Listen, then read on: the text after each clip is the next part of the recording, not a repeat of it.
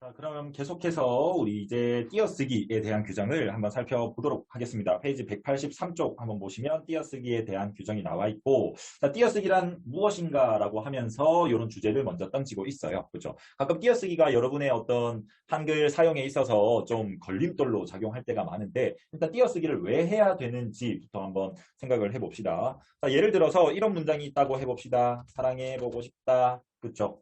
자, 띄어쓰기가 전혀 되어 있지 않아요. 이런 문장을 어떤 친구는 사랑해 보고 싶다 이렇게 애절하게 이런 사랑을 고백하는 어떤 이런 느낌으로 받아들이는 친구도 있을 수 있을 것 같고요. 또 어떤 친구는 사랑해보고 싶다 이렇게 받아들일 수도 있다라는 거죠. 그렇죠? 그래서 띄어쓰기가 되어 있지 않으면 도대체 전달하고자 하는 의미가 어떤 것인지 파악하기가 조금 불분명하더라라는 겁니다. 그게 우리가 띄어쓰기를 해야 되는 이유예요. 그렇죠? 자, 그래서 일단 그런 인식을 가지시고 일단 띄어쓰기 한번 살펴보도록 하겠습니다. 자, 한글 맞춤법의 규정 중에 띄어쓰기가 있다. 띄어쓰기는 읽기 편하게 하기 위한 것이다 라고 하면서 띄어쓰기를 하는 이유에 대해서 나타나고 있습니다. 읽기 편하게 하고 의미 전달을 분명하게 하기 위한 것이다. 그죠? 자, 옛날보다는 띄어쓰기가 되어 있지 않은데 그러한 글을 읽을 때에는 전문가들조차도 종종 잘못 끊어 읽고 한다. 잘못 끊어 읽는다는 것은 뭔가 의미 전달이 제대로 되지 않았다라는 얘기겠죠. 그죠? 자, 물론 우리는 모두 모국어와 관련하여서 잘못 정확한 직관을 지니고 있기 때문에 그러니까 직관을 지니고 있다는 것은 판단, 추리 이런 것들을 통해서 이건 좀 아닌 것 같은데 라고 하는 그런 느낌들을 우리는 받을 수 있다는 거예요. 왜? 우리는 한국어 사용자니까요. 그죠? 자, 그래서 예를 들어서 이런 문장이 있다고 했을 때 아버지 가죽을 잡수신다. 그렇죠? 이렇게 띄어쓰기가 안 되어 있는 문장이 있다고 했을 때 어떻게 읽는 사람들이 있냐면 아버지 가죽을 잡수신다. 이렇게 판단하는 사람들도 있을 수 있다는 거죠. 근데 우리는 한국어 사용자이기 때문에 아버지가 어떻게 가죽을 먹겠어. 이거는 잘못된 문장이야. 이렇게 직관을 지니고 이게 전달하려고 하는 것은 아버지가 죽을 잡수신다. 이거를 전달하려고 했던 거구나. 이렇게 직관적으로 파악할 수는 있다라는 거죠. 그렇죠?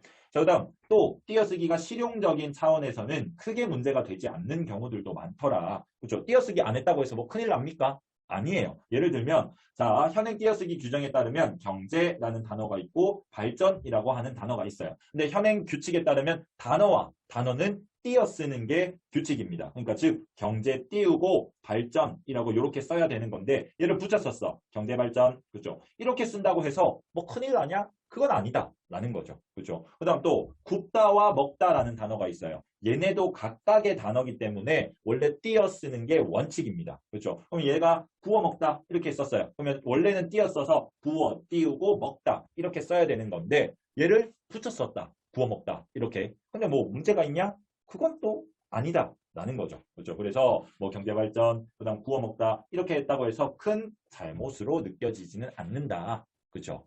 자, 그러나 뒤에는 반대되는 의견이 나오겠죠. 자, 띄어쓰기를 했을 때는 확실하게 안 한 경우보다는 독해가 훨씬 쉬워지고 수월해지는 것은 분명하다. 부정할 수 없는 사실이다. 그래서 일단 띄어쓰기는 해야 된다라고 이렇게 필요성을 얘기하고 있습니다. 자, 의미가 자연스럽게 통하고 호흡이 자연스럽게 흐르는 대로 알맞게 띄어쓰기를 하는 것은 올바른 문자 생활을 위해서 필요한 일이다. 그래서 띄어쓰기를 해야 된다라고 이렇게 설명을 해주고 있네요. 그죠?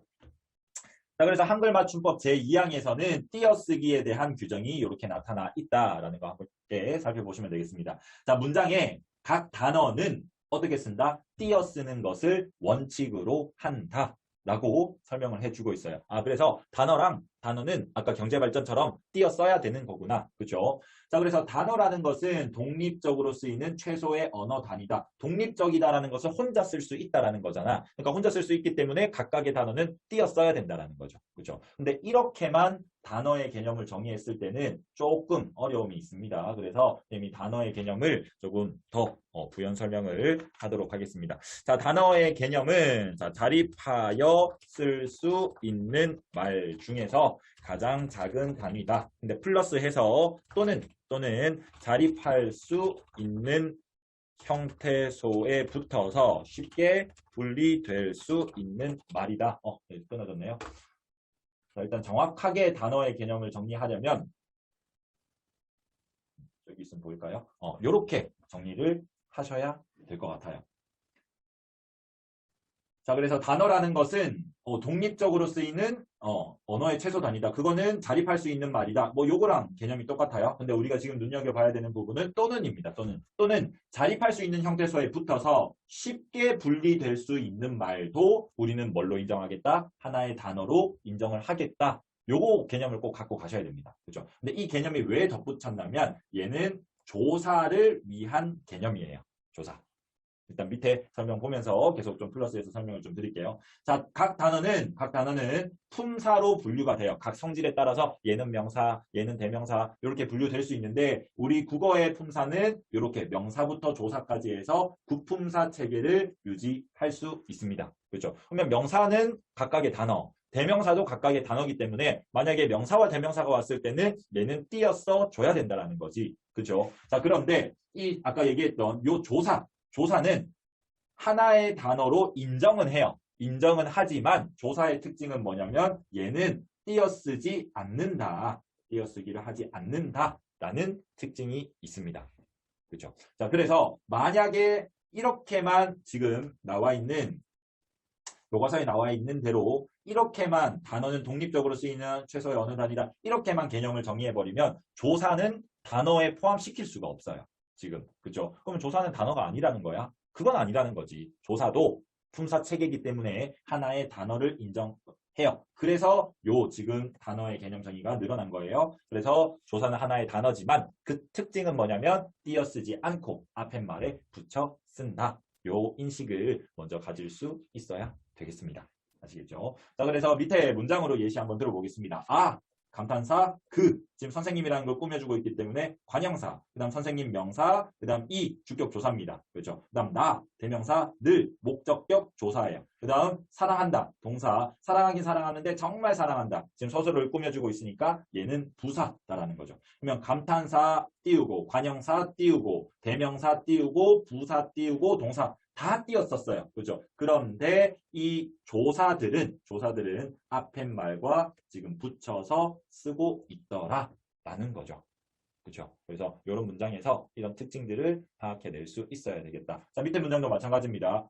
숫자를 나타내고 있으니까 수사, 그 다음 명사. 그럼 수사와 명사는 각각의 단어이기 때문에 띄어 써야 되겠죠. 그렇죠? 그 다음 명사 뒤에 오는 주격 조사입니다. 근데 조사는 붙여 쓴다. 특징에 의해서. 그렇죠? 그 다음 착한, 형용사, 학생, 명사. 각각의 단어니까 띄어 써야 될 거고요. 그 다음 명사 뒤에 오는 이다는 서술격 조사예요. 그렇죠? 여기에 대한 자세한 개념들은 단어 파트 가면 배울 건데 어쨌든 조사다. 이다도 조사다라는 것을 먼저 인식을 해두시고 그래서 얘도 조사기 때문에 앞말과 붙여서 쓰고 있다라고 우리가 인식할 수 있어야 되겠다라는 겁니다.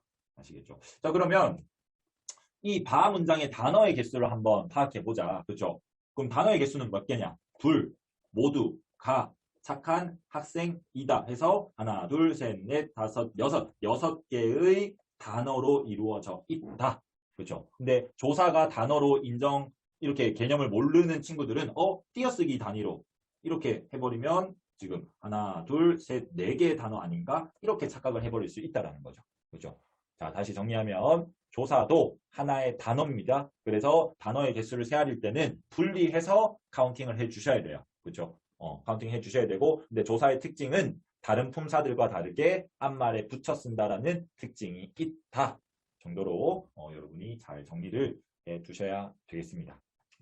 자, 그래서 마에서 아는 감탄사, 그는 관형사 이거 아까 다 했던 설명드립니다. 그렇죠? 그래서 각각의 말들은 서로 띄어쓰고 있더라. 왜? 단어는 띄어 써야 되니까. 그렇죠? 자, 물론 여기에는 약간의 보충 설명이 필요하다. 이제 조사에 대한 설명을 하겠죠. 그렇죠? 자, 국어에서 용어는 활용을 한다. 즉 용어에는 동사와 형용사가 있는데 활용을 한다라는 것은 형태가 변할 수 있는 가변어다라고 얘기를 하는 겁니다. 그렇죠? 활용을 하는데 활용을 할 때 붙는 어미는 단어의 일부로 보기 때문에 띄어쓰지 않는다. 요거 중요한 문장이에요. 여러분 잘 이해하셔야 됩니다. 자, 따라서 뭐 사랑하다, 착하다에 대한 설명이 나와 있는데 요거 제가 부연 설명을 좀 드릴게요. 자, 예를 들어서 가다라는 단어가 있어요. 얘는 형태가 변할 수 있죠. 가다, 가고, 가면, 그죠? 그럼 형태가 변하지 않는 부분이 지금 여기기 때문에 얘는 어간이고 나머지는 어미예요. 그죠? 그러면 단어의 개수를 따질 때는 이 어미는 단어의 일부이기 때문에 그냥 가다 자체가 한 개의 단어라는 거지.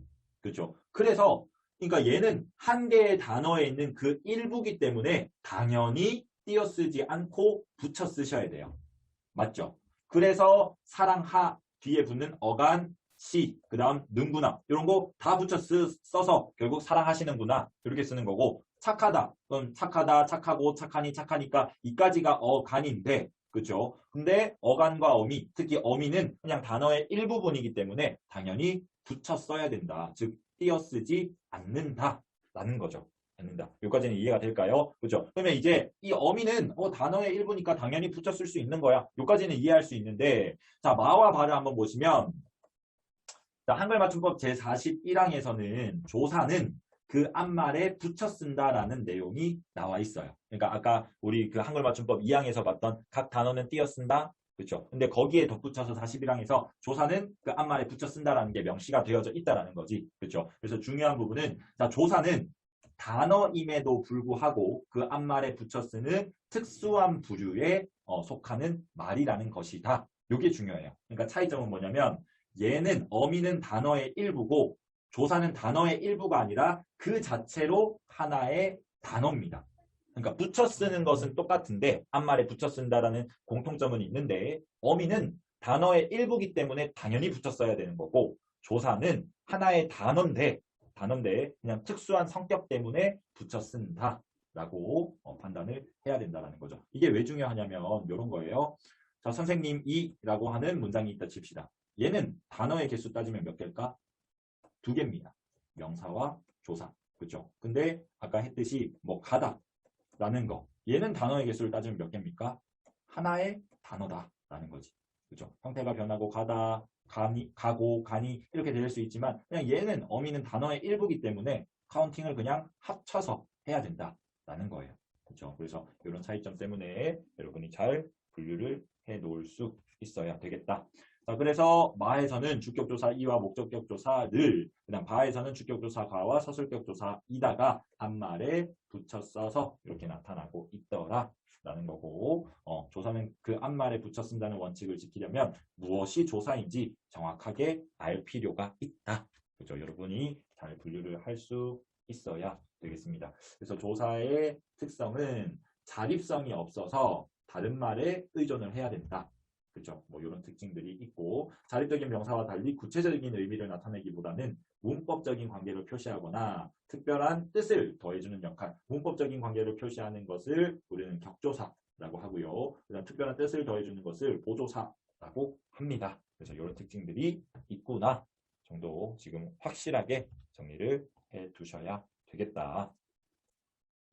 자, 그래서 마지막 끝 부분입니다. 지금까지 한글 맞춤법의 기본 원리를 알아보았다. 우리말을 어떻게 적어야 할지 고민될 때 한글 맞춤법의 기본 원리를 알고 있으면 이를 활용해서 실제 언어 생활에 효과적으로 적용할 수 있다. 한글 맞춤법을 지키고 올바르게 사용하는 것이 원하는 의사소통을 위해서 필요한 일임을 알고 정확하게 언어 생활하는 태도를 기르도록 하자라고 이렇게 글쓴이가 당부를 하면서 글이 마무리되고 있습니다. 그렇죠.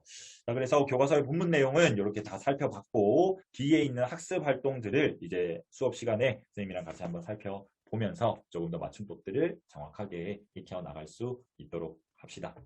고생하셨습니다.